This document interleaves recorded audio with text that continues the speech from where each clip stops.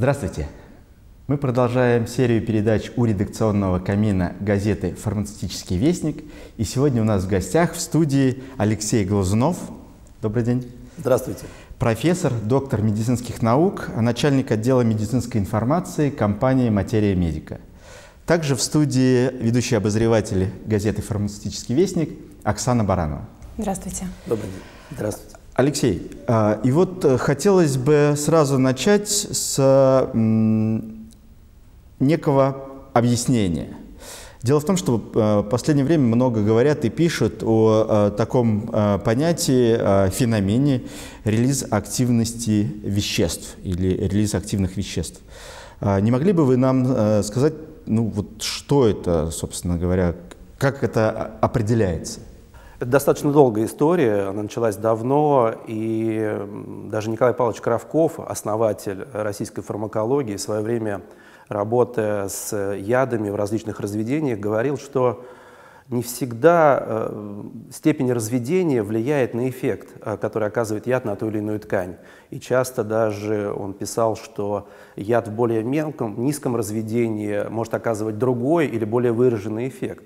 То есть вопрос высоких разведений, он поднимался давно, и вот академик Коновалов тоже говорил о том, что по мере разведения уменьшение эффекта не всегда наблюдаем мы, да, и это не всегда линейная зависимость, то есть по мере разведения появляются какие-то новые свойства, какие-то всплески, новая активность, и вот глобально вот это появление вот этих вот новых свойств по мере разведения и физического воздействия на это разведение, по сути, есть релиз-активность, феномен релиз-активности.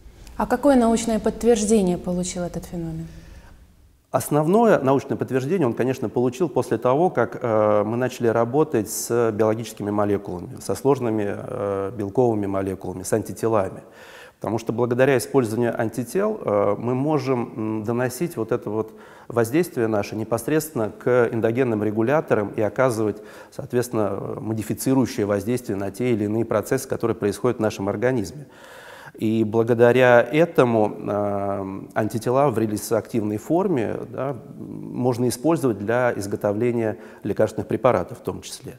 Если говорить о научном подтверждении, то, разумеется, релизоактивные лекарственные препараты, они проходят все этапы, которые проходят обычные лекарственные препараты, начиная с экспериментальных моделей. В частности, для релизоактивных антител к интерферону гамма в лаборатории Питтсбурга, США, было показано с помощью ядерно-магнитного исследования, что воздействие релизоактивных антител на интерферон приводит к конформации этой молекулы белковой, и она действительно там меняется расположение водородных связей. Другой вопрос, насколько вот эта конформация выгодна в дальнейшем будет для молекул, поэтому следующий эксперимент был уже с помеченным радиоактивной меткой интерфероном, и оказалось, что действительно такая конформированная молекула больше чем на 50% лучше связывается со своим рецептором. Да? То есть таким образом за счет вот этого модифицирующего действия релизоактивного препарата удалось интенсифицировать воздействие интерферона и лиганд-рецепторное взаимодействие. Вот интересно, вы упомянули производство, и релизоактивные вещества зарегистрированы, естественно, как лекарственное средство и производятся в требуемых условиях. Да? И по требованиям GMP на каждой стадии производства, по сути, вам нужно проводить контроль, собственно говоря, качества, безопасности этих стадий производства. Как вообще проходит производство релизоактивных веществ и насколько оно соответствует требованиям GMP?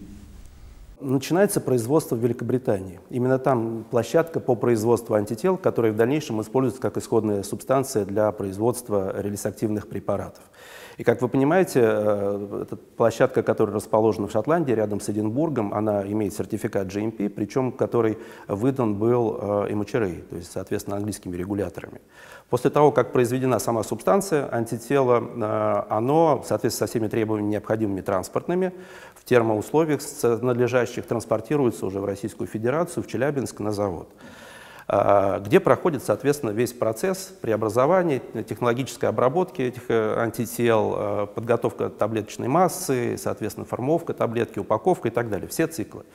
Разумеется, это производство тоже имеет сертификат GMP, и хочу отметить, что это не только российский сертификат, а так как наши препараты зарегистрированы и в других странах, в частности в странах СНГ, и у нас большие планы по расширению, в том числе Евросоюз, то на завод приезжали инспекции из других стран и сертифицированы по GMP и со стороны Украины, Белоруссии, Словакии, Литвы. То есть процесс, он действительно полностью под контролем находится. А с какими сложностями приходится сталкиваться при проведении клинических исследований? Ну вот, идя сегодня на передачу, я посмотрел статистику по клиническим исследованиям в России. И вот в частности Synergy Research Group поставил компанию Materia Medica на первое место в топ-5 российских компаний по количеству зарегистрированных клинических исследований в третьем квартале 2018 года. А по количеству участников, субъектов клинического исследования, пациентов, мы даже обогнали зарубежные компании, которые вот ведут клинические исследования в России. Определенные сложности, конечно, есть. То есть есть некая, в связи с особенностью релиз-активных препаратов, есть некая регуляторная неопределенность. Но мы для себя вот изначально выбрали позицию лекарственного препарата, и, соответственно, у нас наши препараты проходят все этапы доклинических, экспериментальных, клинических исследований, которые необходимы для регистрации, соответственно, этого препарата. Но в том числе мы проводим исследования, связанные с дозозависимостью, исследования третьей фазы, и таким образом эффективность и безопасность клинических исследований, она подтверждается в плацебо-контролируемых рандомизированных исследованиях.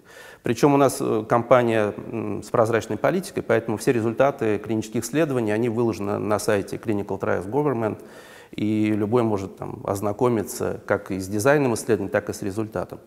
Конечно, хотелось бы большего понимания вот этого пути регуляторного для релиз-активных препаратов, которые, конечно, сейчас начинают выстраиваться в некую особую группу фармакологическую. Вот. Но это, я думаю, вопрос, который будет решаться там, в ближайшее время. То есть вы считаете, что именно эти препараты, они должны быть отнесены в особую группу, и, соответственно, для них должно существовать особое регулирование? Да, да, потому что есть некие особенности, фармакинетические, фармакодинамические особенности. То есть мы говорим сейчас не о том, что надо исключить вообще какой-то процесс регулирования этих препаратов, нет, но учитывать эти особенности при разработке программы клинических исследований, при разработке программы доклинических исследований. Алексей, вот, ну, как любая яркая идея, она проходит некоторые стадии, идеи релиза активных веществ тоже, борьбу, мнений, соглашений. Но как бизнес-модель, безусловно, ваше направление очень перспективное и быстро развивается. Вот вы, как компания, как разработчик, как ученый, какие в ближайшие 3-5 лет видите приоритеты в деятельности вашей и компании? Я отвечу на ваш вопрос как раз вот как ученый, как разработчик, как компания. То есть первое, конечно, это продолжение изучения феномена релиз-активности. И причем это та проблема, которую сейчас будут решать не столько врачи и фармакологи, сколько физики, наверное, и химики в первую очередь, потому что это проблема фундаментальная. И человек, который, конечно, поймет вот основную физическую суть этой релиз-активности, это сделает глобальное открытие. Второй момент. У нас очень много сейчас перспективных наработок, которые позволят, возможно, в дальнейшем лечить социально значимые заболевания, решать социально значимые проблемы. То есть у нас сейчас на этапе доклинических исследований препарат, который, возможно, сможет побороться с антибиотикорезистентностью, а это такая достаточно глобальная проблема, вот, поможет антибиотикам в этом отношении. У нас на выходе препараты, которые позволят, как мы надеемся, улучшить качество реабилитации пациентов после инсульта, после нарушения мозгового кровообращения. Это достаточно серьезная проблема, и там сейчас такой некий вакуум фармакологический. Вот. И, конечно, задержки развития, педиатрии, там тоже найдутся место для новых препаратов. И третий момент, мы, конечно, планируем расширять рынки. То есть сейчас наши препараты зарегистрированы и реализуются в Российской Федерации, в странах СНГ, в странах Азии, в Америке, но рынок должен расширяться, и я думаю, что экспортный потенциал у нашей компании достаточно большой, и это и Евросоюз, и дальше, и я думаю, это будет интересно и выгодно и компании, и стране в целом нашей. В каких нозологиях более широко представлены препараты этой группы? Локомотив нашей компании – это, конечно, препараты респираторной группы, это анаферон детский, эргоферон и препарат рингалин. И я с удовольствием хочу сказать, что препарат рингалин в 2018 году получил почетную премию «Зеленый крест» как лучший препарат противокашлевой.